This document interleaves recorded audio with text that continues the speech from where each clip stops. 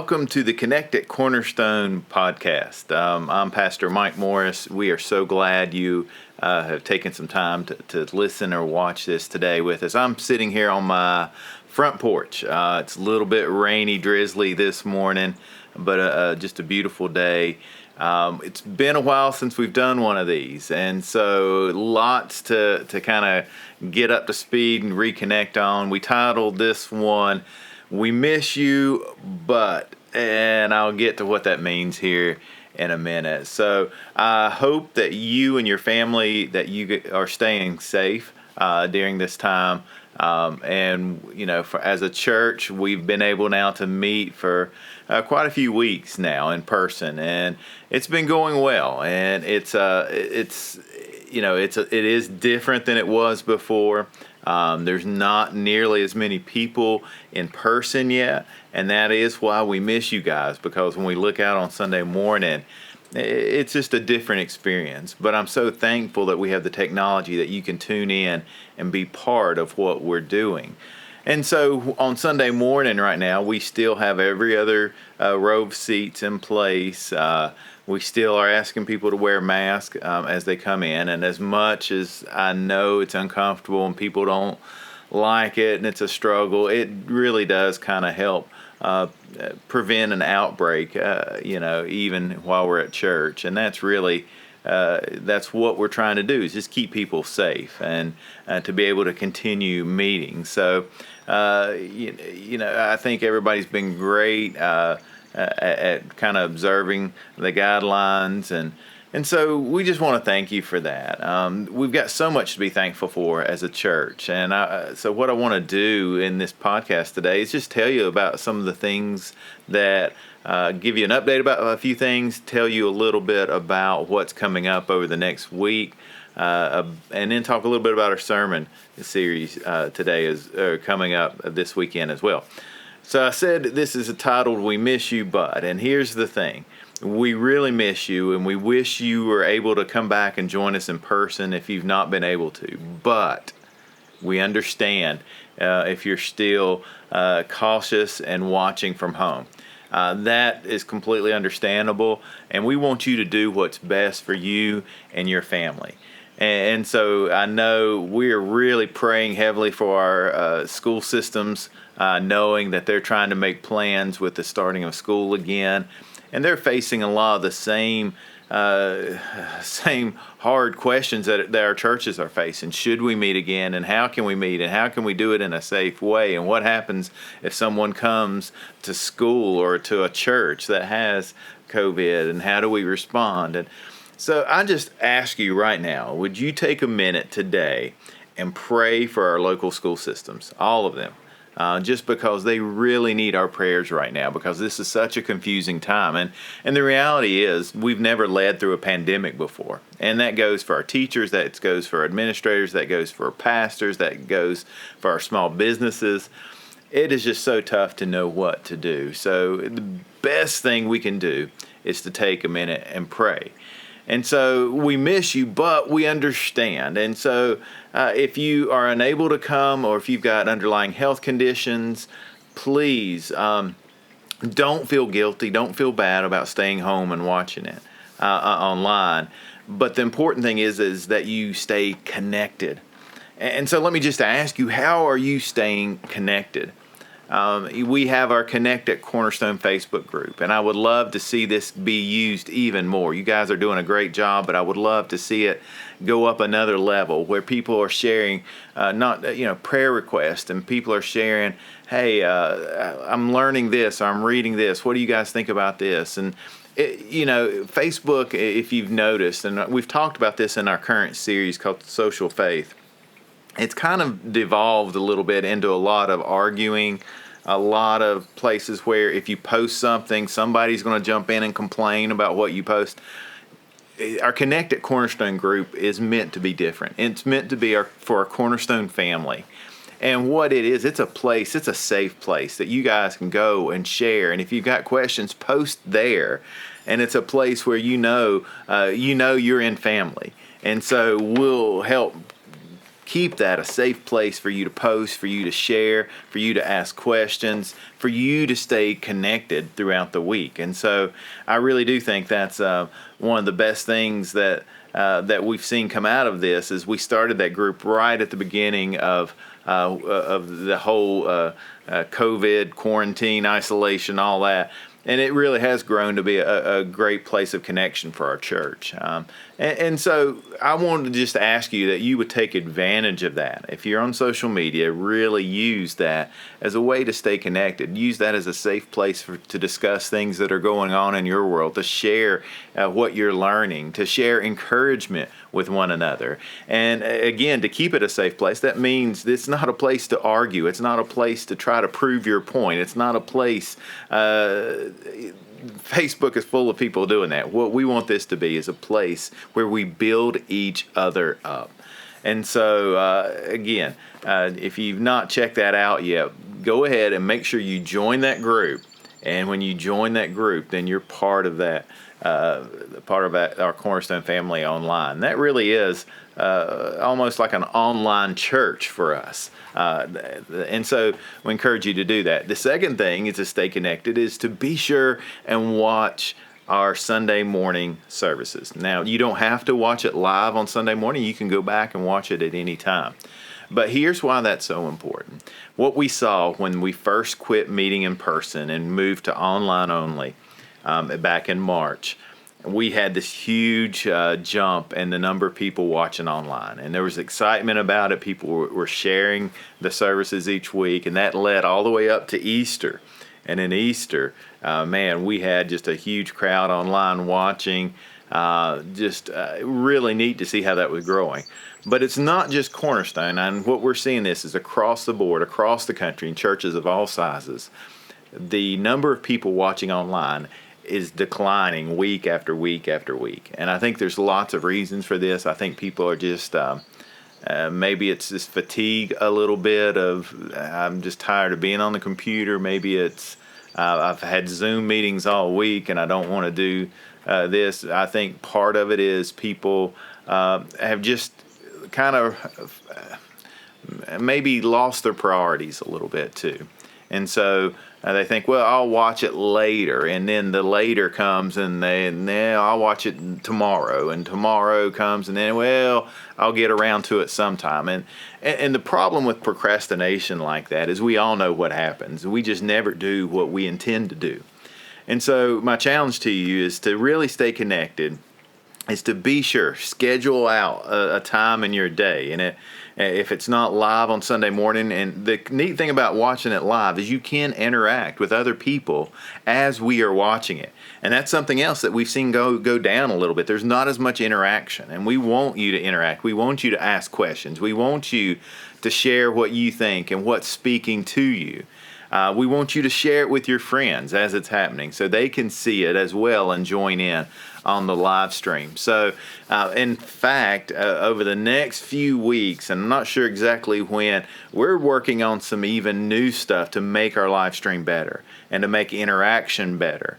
And so we're kind of in the planning stages right now. But, this live stream is not just a temporary thing. We've been live streaming church for 4 years now. So for 4 years, we've been doing this. And so this is not something that's new to us.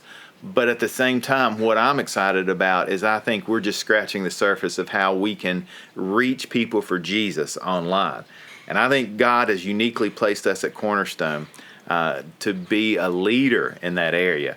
Especially for churches of our size and rural areas, I feel like God has got a tremendous potential for. I can't wait to see how God's going to use us over the next few weeks and months. So, with that being said, we need your help to do that, and so we really do want to see you guys share, interact, and connect.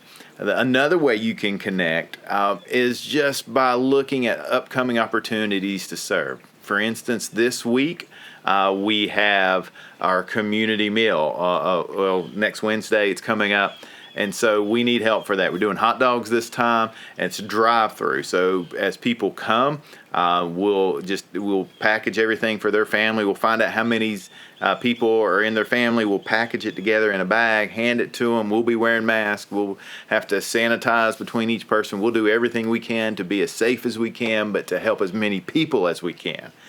And so that's coming up. County Line is providing the hot dogs for us. They're giving us a great deal on that. So we just have to provide chips and drinks and desserts, prepackaged, all of that. But that's going to be coming up this Wednesday. So we need help preparing the food. We need some help serving. And you can sign up for that, as always, by going to mycornerstone.fyi. That's your place to stay connected and sign up for upcoming events. And so that's one way, is just the upcoming service opportunities. We have been having all sorts of serving opportunities at our new building. And we're finally getting to the point where that's about to wrap up, and we're about to get our certificate of occupancy. We've got just a few little things here and there that we're finishing up on. The building looks absolutely amazing. So we're excited about that. We've got to get some furniture for a seating area. We're going to have a small seating area there that our LifeGroups can use and our youth group can use. So we're working on that right now. But for the most part, it's ready to go. And so if you've not seen it yet, I can't wait. And maybe that's the video for next week. We'll actually give you a walking tour through the building so you can see it.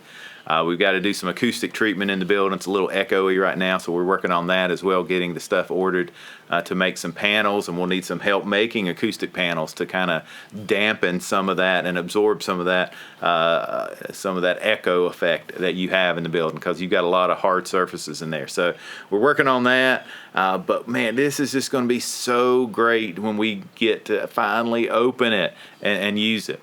And that kind of brings me to another way to stay connected. We're starting the conversation now about starting our life groups back in the fall. And so our life groups, they're going to look a lot of different ways. And so I'll kind of give you the different options you have for life group. One is to go back and to start meeting in person. Now, if you can kind of space out, and the ladies group has been doing a great job of this. They've been sitting outside just in a big circle. And that's been working great. So if you can kind of keep your space and stay safe, then go for it. Let's get think about what you can study together. If it's some families that you're already around on a regular basis. I know many people, you have kind of a friend group that you're spending some time with. And so if you want to do a life group with them, that's great. It doesn't have to be open and for anybody and everybody to join, but you can just get together with 2 or 3 families that you're close to, that you're spending time with, and do a life group.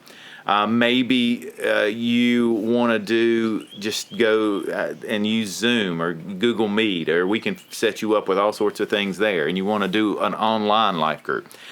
We've learned that's doable, and it's not just doable, it works well. And so for a learning environment, being able to see everybody and interact, it's just amazing that we have the technology to do that right on our phones, right on our laptops. So if you need help with that, you can do that and go kind of organize an online virtual life group.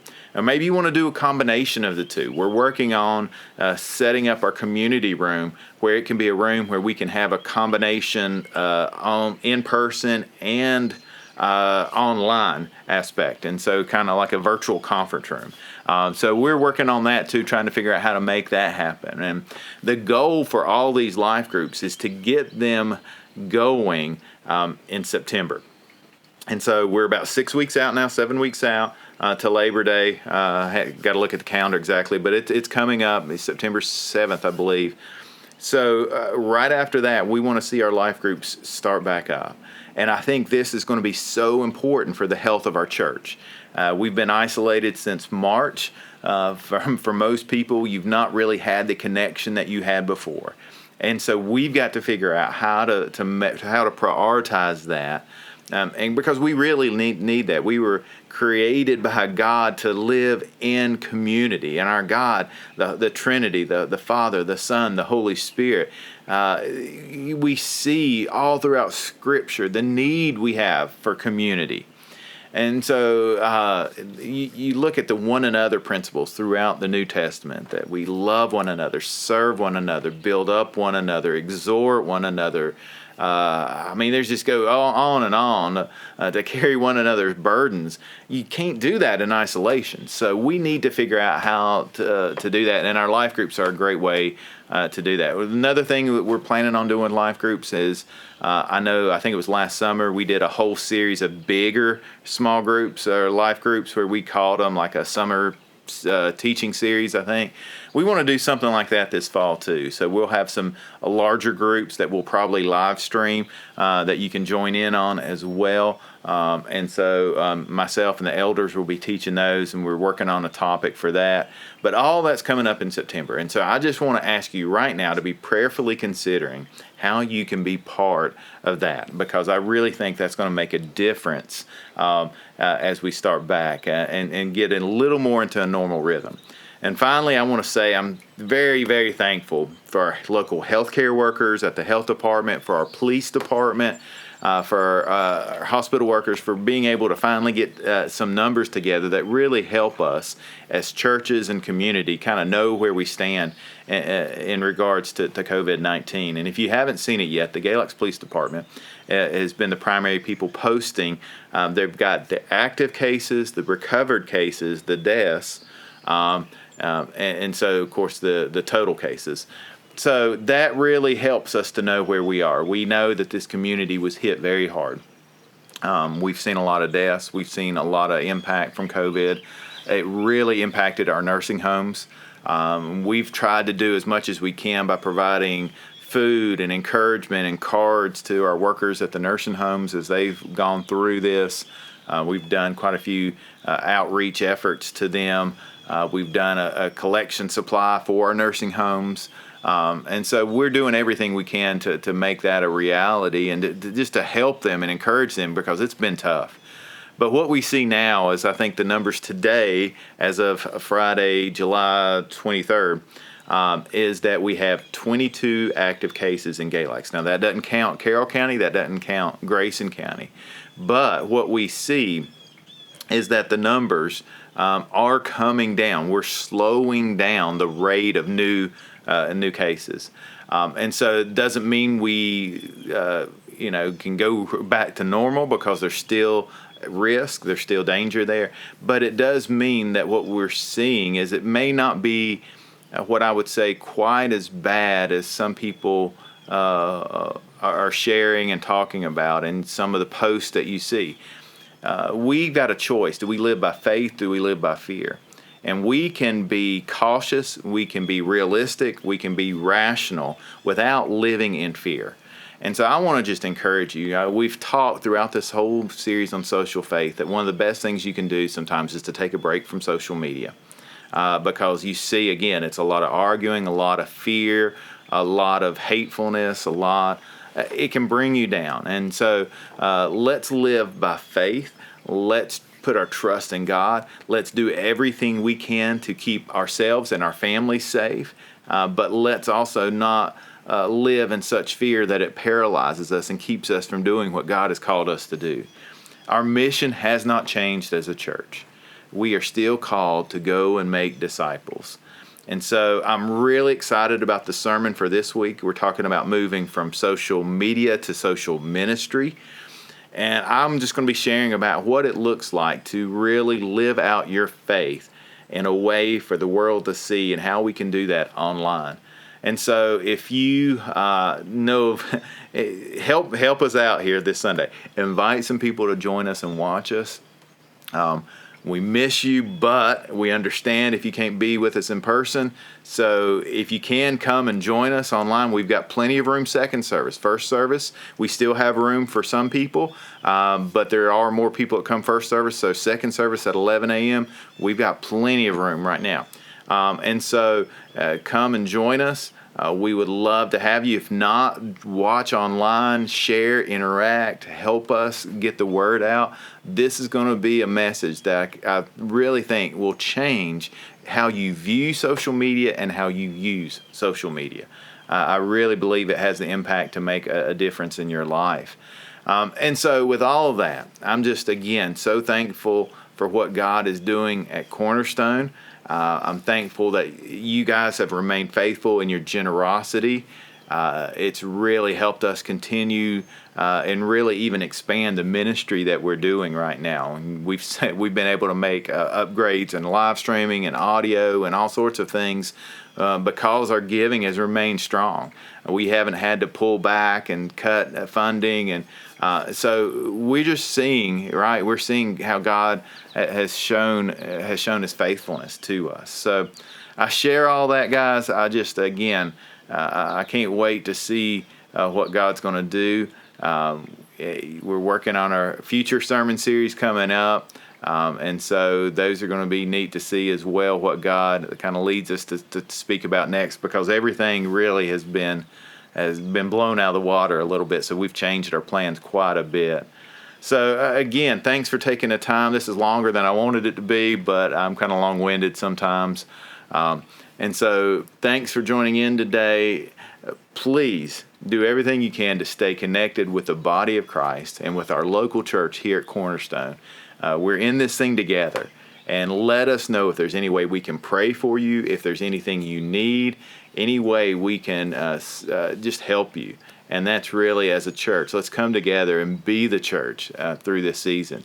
Again, we're looking forward to being able to get back into some sense of normal meeting, and we're looking at how we can restart our children's ministry. That's still a ways out, but we've got plans in place for how to do that, and we'll probably start children's ministry one service and just a certain age group, and kind of gradually increase that as we get volunteers.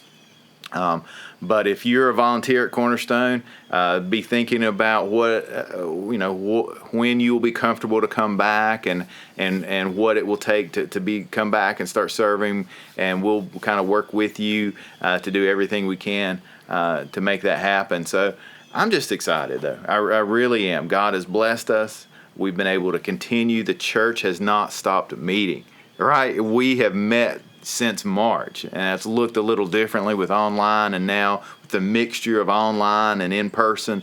But God, God He has shown us how much He loves us. He has shown us how good He is. And I'm excited about the next season for our church, and I hope you guys are too. Thanks for joining in.